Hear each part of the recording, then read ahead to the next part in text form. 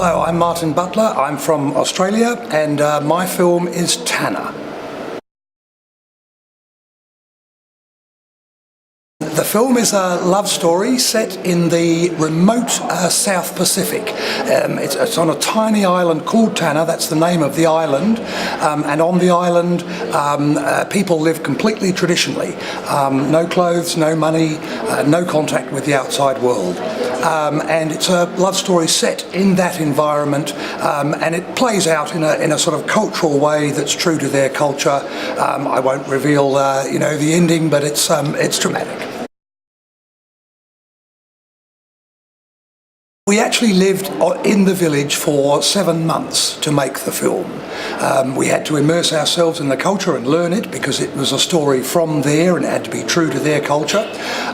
So it took us about 3 months really to just talk and research and learn about the culture and develop the story. So it was an extraordinary sort of time to live so remotely. I mean, this is there's no power, there's no water, there's common water tap, you're living in a dirt hut.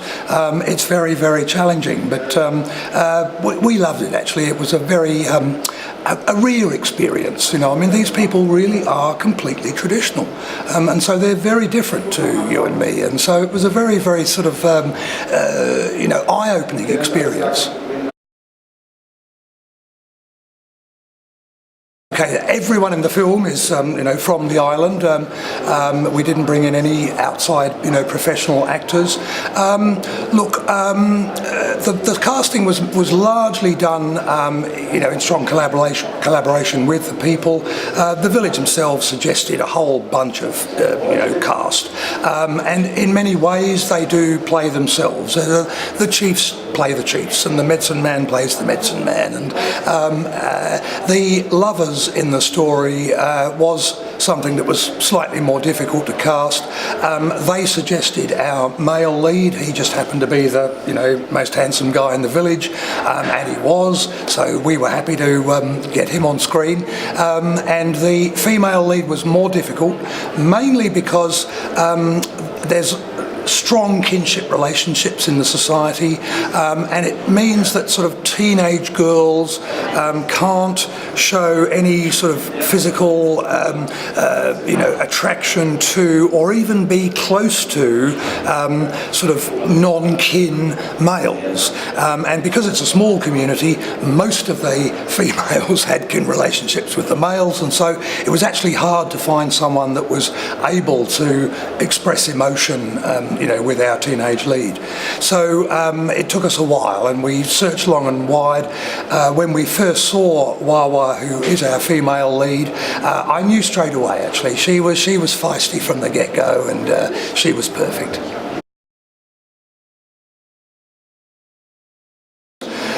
Yes, it was something that we were very aware of from the beginning, actually, because we wanted to make a feature film, we wanted to make a drama, but we wanted to make it for, Western cinema. I mean, we wanted Western people to come and be engaged by it and follow it and, enjoy it.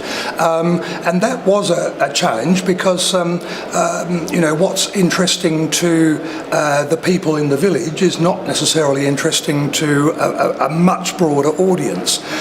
So we were aware of that difficulty, but in fact, in the end, it wasn't quite as big a challenge as I imagined. The people in the village, the people who our actors, they actually at the end aren't that different. The sort of love and relationships and social things and politics within the society aren't that different to what Westerners know and understand. So that particular challenge was not as bad as I thought.